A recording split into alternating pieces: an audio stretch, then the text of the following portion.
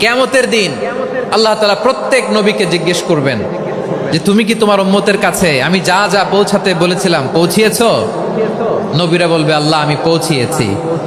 নবীদের কথা ঠিক কিনা সত্য কিনা এর সপক্ষে তখন বিশ্বনবী সাক্ষী দিবেন। সুবহানাল্লাহ পড়েন।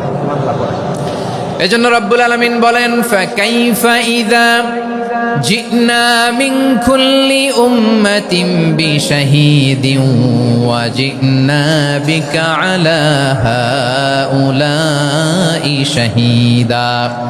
তখন কেমন হবে যখন প্রতিটি উম্মত থেকে আমি একজনকে সাক্ষ্য হিসেবে বের করে আনবো, আর তাদের উপরে নবী আমি আপনাকে সাক্ষ্য বানাবো। পড়েন সুবহানাল্লাহ। তাহলে সব উম্মতের ব্যাপারে সেই উম্মতের নবীরা সাক্ষ্য দিবে, আর ওই নবীদের উপরে আমাদের নবী বিশ্বনবী সাক্ষ্য দিবেন। সুবহানাল্লাহ পড়েন। এজন্য বিশ্বনবী হচ্ছেন শাহিদ। শাহিদের আরেকটা ব্যাখ্যা হচ্ছে বিশ্বনবী সাল্লাল্লাহু আলাইহি ওয়াসাল্লাম আমাদের সাক্ষীর উপরে তিনি সাক্ষী দিবেন। তিনি নবীদেরও সাক্ষী, আবার আমাদের উপর উম্মতের উপরও সাক্ষী। সুবহানাল্লাহ পড়েন।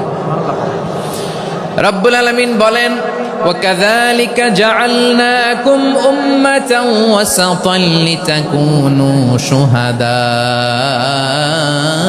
عَلَى النَّاسِ وَيَكُونَ الرَّسُولُ عَلَيْكُمْ شَهِيدًا।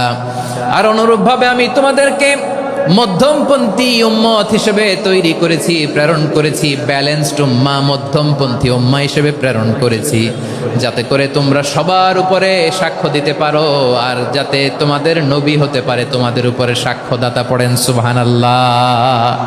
আমরা হচ্ছি ব্যালেন্সড উম্মাহ, আমরা সবার ব্যাপারে সাক্ষ্য দিব, আর আমাদের উপর সাক্ষ্য দিবে স্বয়ং বিশ্বনবী। সুবহানাল্লাহ পড়েন।